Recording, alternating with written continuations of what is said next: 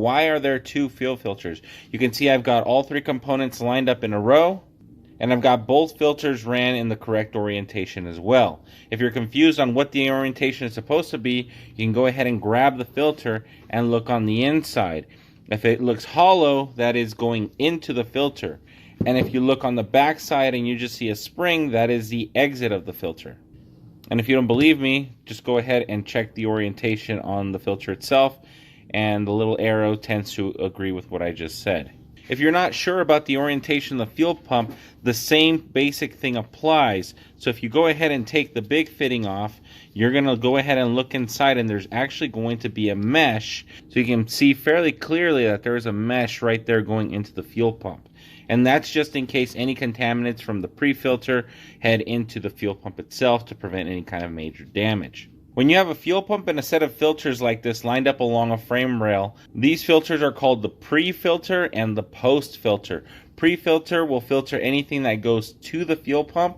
Post-filter is anything that leaves the fuel pump. If you guys check any fuel injection system with an Intank fuel pump, if you go ahead and pull that fuel pump out of the fuel tank, you're going to see that on the bottom of that fuel pump there's a little screen mesh. That little screen is then pushed up against the floor of the tank, and that's where the fuel pump gets its supply of fuel from. That screen is actually designed to block contaminants that would be just a little bit too big, and that would eventually damage the fuel pump on the inside. You guys will know that even though you have that filter attached to the bottom of that Intank fuel pump, on the frame rail itself you'll have another filter, and that's the filter that actually filters out the finer contaminants that would damage a carbureted or fuel injection system. What you have here is almost exactly the same thing, because you have a -10 supply that would go to your fuel tank or fuel cell, and that would feed this fuel filter directly. This has a larger 100 micron mesh, which will block contaminants up to 100 microns from passing through the filter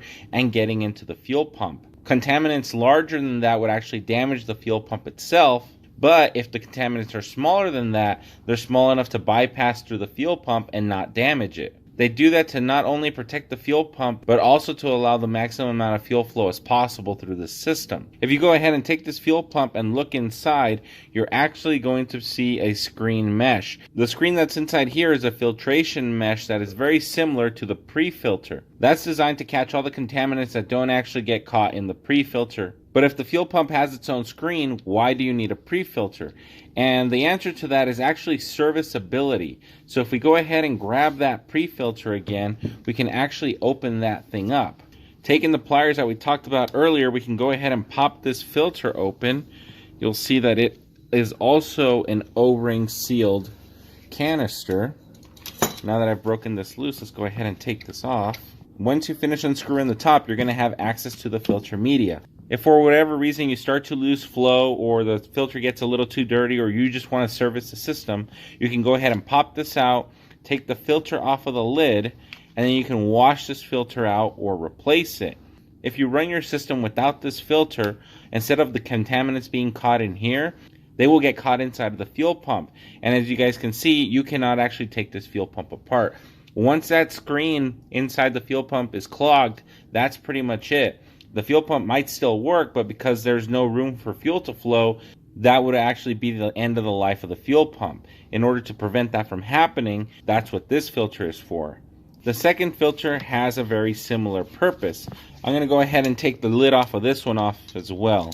Pulling this out, you can see that the mesh is actually very similar to the mesh in that filter. The difference is that the holes in this one are much finer than they are in that one. For those familiar with fuel injection systems, you'll know that fuel injectors actually have their own screen, very similar to a fuel pump, and it's inside of the fuel injector. When you service the fuel injectors, you can go ahead and take those little screens out and replace them. Some people actually even take those filters out in order to improve fuel flow by a few cc's.